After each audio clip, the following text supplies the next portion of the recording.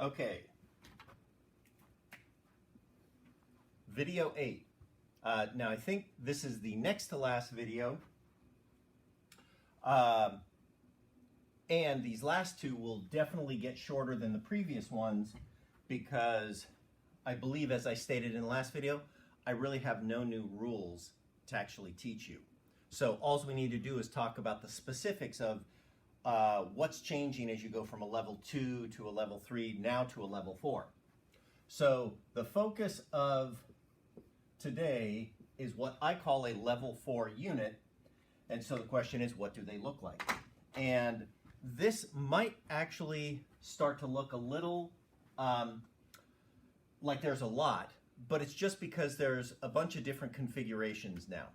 Now, the big thing about the level 3 was that the base was, well, in its simplest form, you would have 3 first power subunits in the overall unit structure.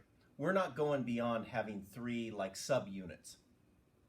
So what's going to happen is now we'll kind of stick with 3, but we'll also add exponents in there.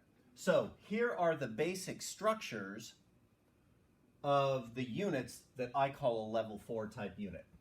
So we have A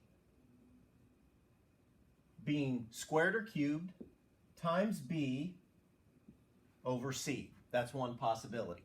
And if you if you contemplate this and think that's just like 3 different conversions to take care of, keeping in mind that one of them I'll have to deal with an exponent thing, you're good to go. Now, another possible configuration with this is that the square or the cube could be on this one, or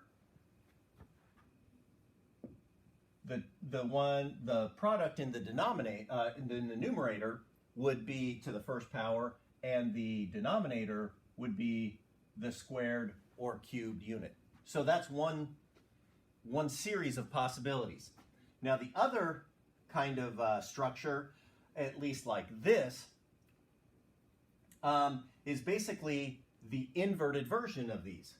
So you'd have an A squared or cubed over B times C.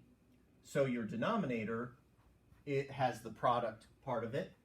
Or this will be A, and this unit would be squared or cubed, and the other one would not.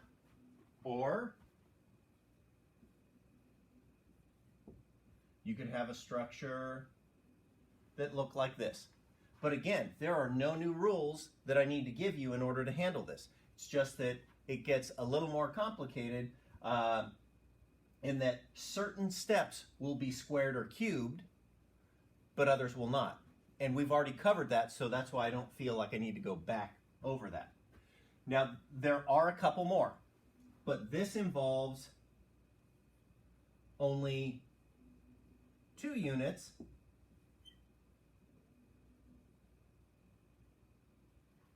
But in this case, if there's the product version, they are both being squared or cubed.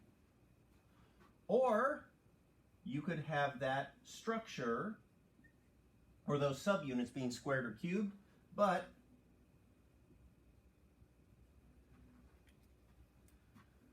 both of the items are being squared or cubed. Okay, so these are all the possible structures that fall under this umbrella term that I call a level 4 conversion. So now that we've kind of given you some kind of a picture of, all right, well, what do they look like? I want to do just one example this time, because I think that you should be able to handle anything that looks like these guys here. But I want to do one that involves this product or quotient where they're both squared or cubed. Okay, so I'm going to erase this, and I'm going to go to the level 4 worksheet, and we are going to take a look at problem number 7. And problem number 7 is 9.14E -5, and we have megagrams squared over liters cubed, and we are supposed to take this to pounds squared over centiquarts cubed. Okay, all right, I'm going back to my colors. Let's go blue and green today. Okay, so when we go, when we think about going from megagrams to pounds, I am going to take this pathway and go from megagrams to kilograms and then kilograms to pounds. Remember, your pathway does depend simply on what stuff do you have committed to memory. Now I could go ahead and remind myself that this has to be squared along the way. And then here, what we're going to do is we're going to go from liters cubed to quarts cubed, and then we can get that converted over to centiquarts cubed. Okay? So now that we have that laid out, we're going to set up the problem here. So we got 9.14 e -5. Got my fraction bar here. So I'm going to do megagrams squared here in blue and liters cubed here in orange. So let's dive right in. We got to start with our magic H's. So I'm going to start with the mass here. So I'm going with blue. I need to remember the critical word to start the setup is diagonal. So I got to have my megagrams diagonal. I can convert it to whatever I want. I wanted to go to kilograms. And that takes care of this unit. And then I wanted to go from kilograms to pounds so that the kilograms cancel. Now the extra thing that I had to have is I got a square, so each of these steps will have to be squared, and now I can put in my values. Now with our megagram, remember mega is at +6 on the multipliers, kilo is at +3. So the bigger of the two is the mega, so it gets the 1, kilo gets the 3, and +3 and +6 are separated by 3 places. All right, so now I'm going to get rid of those. Remember, hopefully you're getting to the point where you can do this kind of stuff when needed in your head. Then we have kilogram pounds, and this is one of those that you got to commit to memory. So we're done there. Now we go back and remember the walk, chew gum analogy here. We've walked, but we didn't chew gum. Now we're going to go back and chew gum and not walk. So we're just going to focus on this liter step. So in this one here, I'm changing my magic H to orange, and we're going from liters to quarts and then quarts to centiquarts. So I would have this set up here.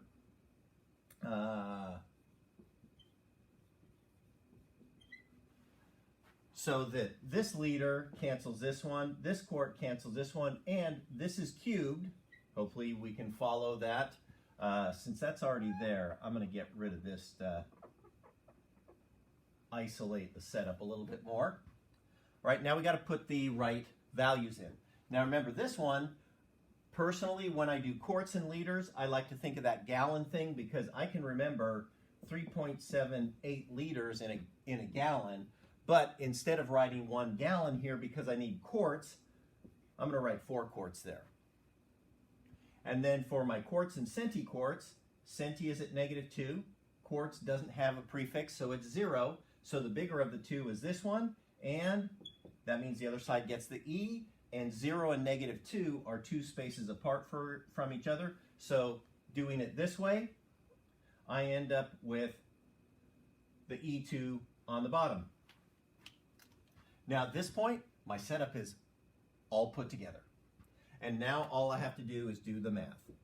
So I get to my calculator, and at least my methodology for doing this, going right to left, one magic H at a time. My first magic H, because it's a number over 1, is multiply. The value is E3, and it's squared. Next one over is a value over 1, so it's multiply again, 2.21, that's squared. Next one over, this one is a dual one, so I multiply by the top value, and that has to be cubed, and then I divide by the denominator value, and that has to be cubed, and then, because I have 1 over, I have to divide by E2, and that has to be cubed. Okay? Now for people who like to go back into the setup here, and I'm not a big proponent of this because I find when people start to play games with this, they tend to sometimes end up messing up, and if you mess up because you're trying to get fancy, you still gotta take responsibility for that, and you're marked wrong. If you notice, and I'm going to do this in a different color just to highlight it, this overall value right here is an E6. This one right here is an E6 in the denominator. So in reality, this E6 would cancel this one if you have this properly set up and structured in your calculation, and that means in the end, this step here